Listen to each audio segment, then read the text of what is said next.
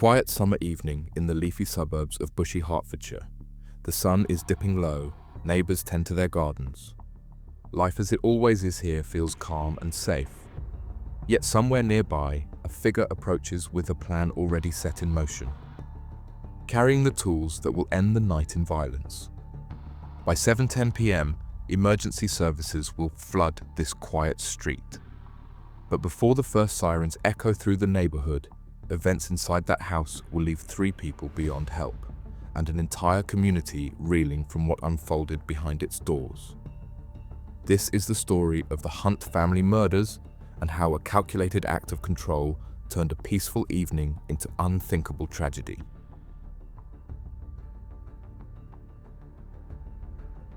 Carol Hunt had built her life around her family.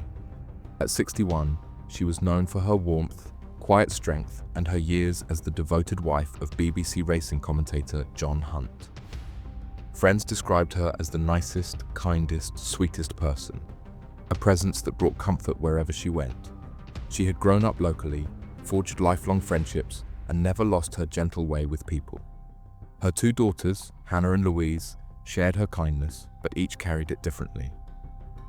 Hannah, 28, worked in the NHS. Those who knew her spoke of a big-hearted, grounded young woman who brought light to every room she entered. She had been in a happy relationship and was deeply protective of her family. Louise, 25, was creative and determined, running her own dog grooming business, Groom and Glow, from the garden pod behind the family home. She was well liked in the community, ambitious in her work, and fiercely loyal to those she loved. The Hunts were not a family that sought attention. They were close-knit, private, content in their routines.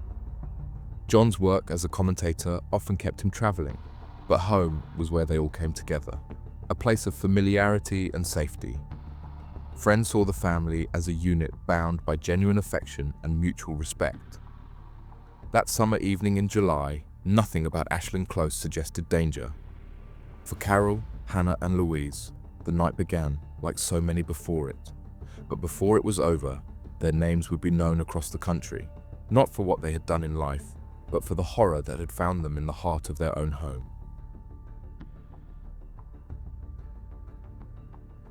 Kyle Clifford had once worn the uniform of the British Army. Serving in the Queen's Dragoon Guards, he trained in discipline, precision, and endurance.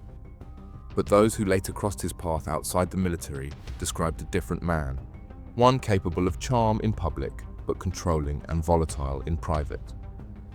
At 26, Clifford's life appeared unsettled. He had relationships that overlapped, some hidden from one another. He was active on dating apps, presenting a curated version of himself while keeping much of his life compartmentalized.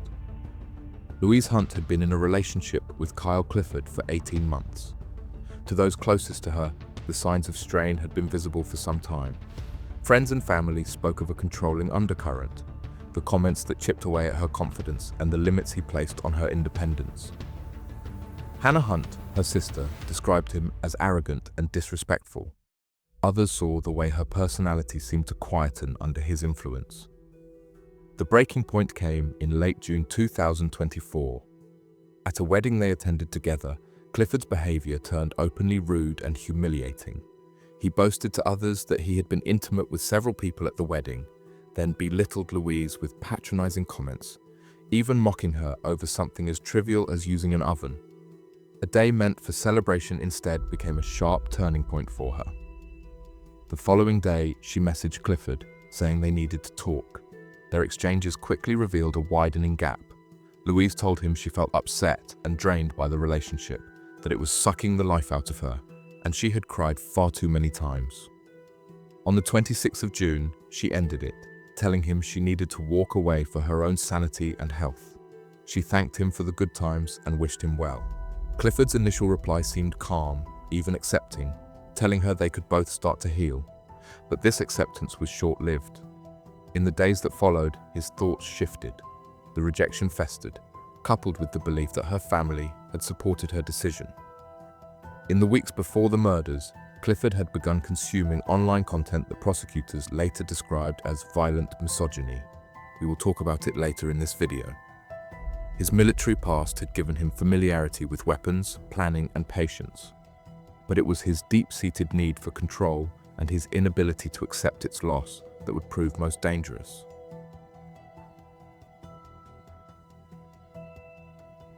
The weeks following the breakup were marked by a shift in Kyle Clifford's actions from wounded ex-partner to calculated offender. His movements and purchases, later pieced together by police, revealed a methodical escalation toward violence. June 28, 2024 CCTV captured Clifford purchasing a 30-meter length of rope from a local store. This rope would later be found at the crime scene, used during the restraint of Louise Hunt. June 30th onwards, his online activity began to focus on weapons. Searches for crossbows and air rifles appeared in his history, signaling an interest in acquiring tools for a premeditated attack. July 2nd, 2024, Clifford visited the Facebook profile of Carol Hunt, perhaps to confirm details about the household. That same day, he called his brother, Bradley Clifford, a man with a violent criminal past. We will talk about him in the later part of this video. In the days that followed, he placed an online order for a Horizon Cornet MXT 405 compound crossbow, along with 6 carbon bolts and a cocking device, costing around £357. He also bought a 10-inch high-level butchering knife for £89. Alongside these, Clifford ordered an airgun, though this order never arrived. He acquired duct tape, later used to bind Louise during the attack, and kept petrol cans in his car.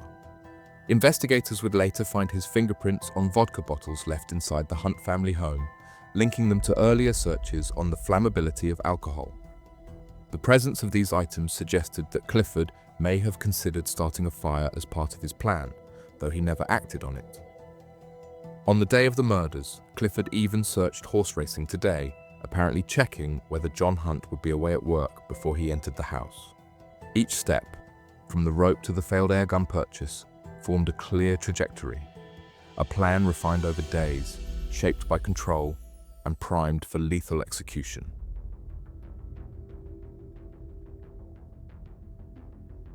On the evening of July 9th, 2024, the Hunt family home in Bushey seemed as peaceful as ever. But as the summer light faded, Kyle Clifford arrived, his mind already fixed on the violence he had come to unleash.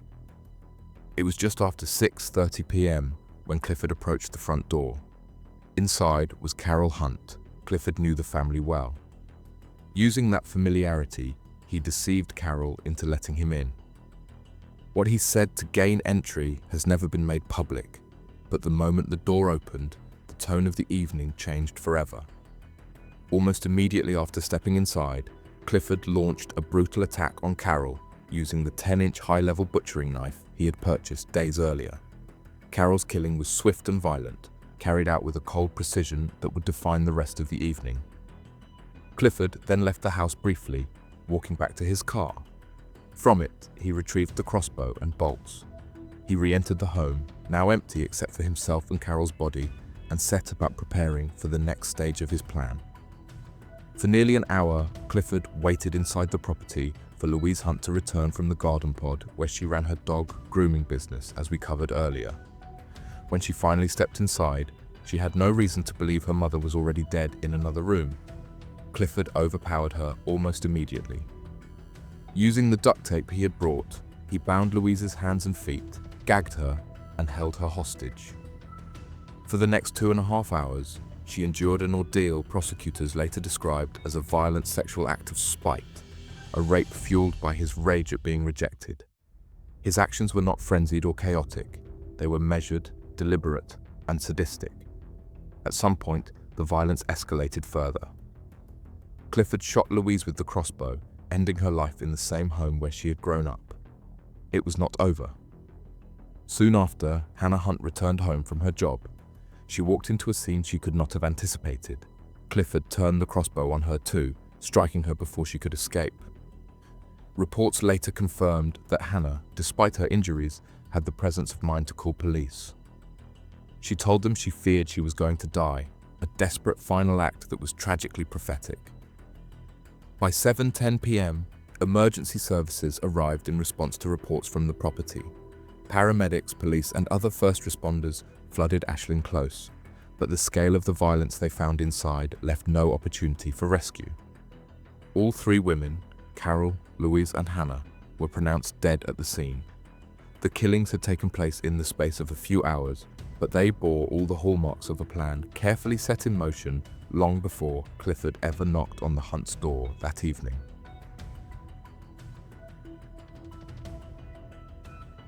Soon after, the scene in Ashling Close became both a crime scene and the starting point of a high-priority murder investigation. Hertfordshire police immediately launched a murder investigation, with the Bedfordshire, Cambridgeshire, and Hertfordshire Major Crime Unit taking the lead. Hertfordshire police sealed off the Hunt family home, while forensic teams began methodically documenting the rooms where Carol, Louise, and Hannah lay. Inside, investigators recovered the duct tape used to bind Louise, bolts from the crossbow, and signs of a violent struggle. Blood pattern analysis confirmed the sequence of the attacks. The first decisive lead came from doorbell camera footage, which captured Kyle Clifford leaving the Hunt property. From there, police began checking additional street CCTV and other residents' doorbell recordings, building a timeline of his movements in the minutes before and after the attack. This visual trail gave investigators their first strong indication of who they were dealing with. That was followed by a chilling message Hannah sent to her partner, telling him, "Is Kyle here now? He's tying us up." The text not only confirmed his presence, but also that the situation inside the house was unfolding in real time. Detectives then uncovered another troubling detail. At 5:52 p.m., a text had been sent to John Hunt from Louise's phone asking when he would be home. Investigators quickly saw this as a red flag, suspecting that it was Clifford, not Louise, who had sent the message, and that he was already in control of the situation. In just hours, police were able to build a timeline, a premeditated plan executed with weapons bought specifically for the attack, backed by a digital trail that eliminated any possibility of coincidence.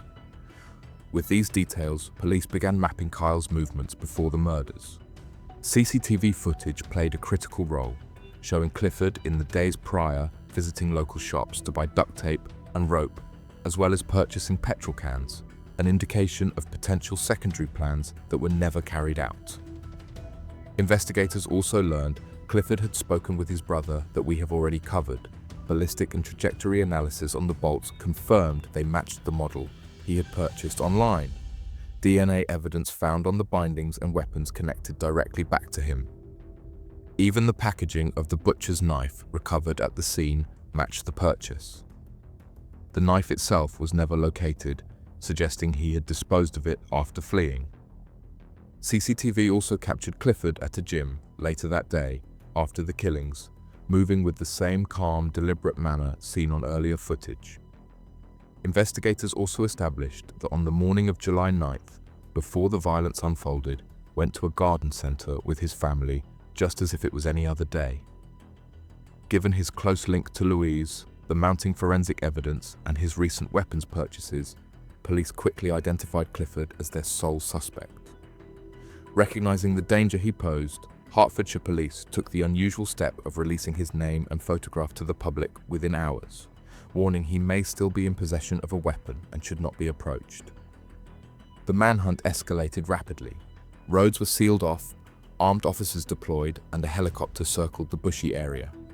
Intelligence teams tracked Clifford's movements via ANPR cameras, witness reports, and mobile phone data.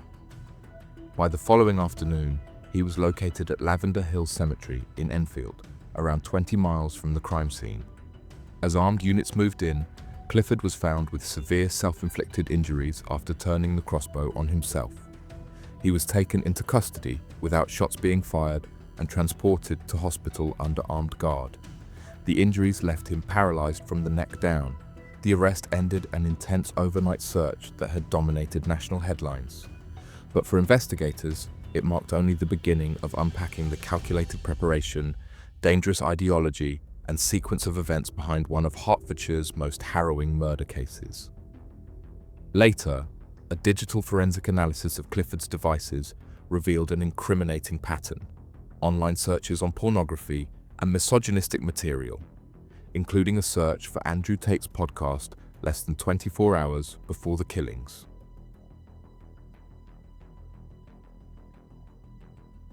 The name Clifford was not new to British crime reporting. Years before the Hunt family murders, Kyle's older brother, Bradley Clifford, had already made headlines for his own brutal and senseless killing. In 2017, Bradley was convicted of murdering 18-year-old Soban Khan in London. The attack took place after an earlier confrontation on the road, when Bradley, then 24, chased Khan's moped through the streets in a high-speed pursuit. Khan, riding with a friend, lost control and crashed. Instead of stopping to help, Bradley used his car to ram into the fallen teenager and then beat him repeatedly with a baseball bat in the middle of the street.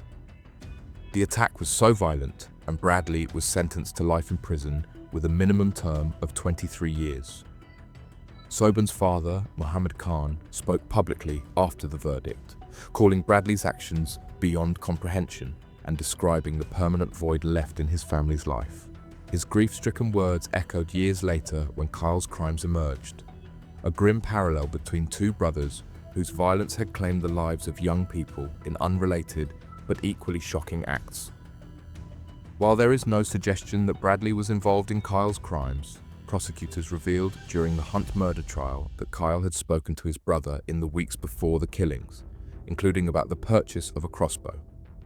Investigators did not specify whether that conversation directly influenced Kyle's planning, but the contact between the two, set against their shared family history of extreme violence, added a disturbing dimension to the case. In the days after the murders, statements from the Hunt family painted a picture of devastation that, in their words, could not be put into words. John Hunt spoke publicly of the unbearable loss of his wife and two daughters, describing it as a wound that would never heal. Surviving daughter Amy said their family had been shattered beyond repair, with everyday life now feeling unrecognizable. The Hunts thanked the community for the outpouring of support, but admitted that no amount of kindness could fill the void left by Carol, Hannah, and Louise. Hannah's boyfriend recalled the fear in her voice when she phoned police shortly before her death. Friends of Louise reflected on her strength in leaving a controlling relationship, a decision they believed had taken immense courage. In Bushey, the community gathered for candlelit vigils. Hundreds stood together in silence, the glow of candles lining Ashland Close in tribute to 3 lives taken. Media coverage in the immediate aftermath had focused heavily on the manhunt, the scale of the police response, and speculation about the relationship's timeline. In the days that followed, clarifications emerged. The true length of Clifford's relationship with Louise, confirmation of his military background, and the detail that he had gained entry to the Hunt's home through familiarity rather than force. Social media became a mix of grief-stricken tributes and heated debate over whether UK crossbow laws should be tightened in the wake of the killings.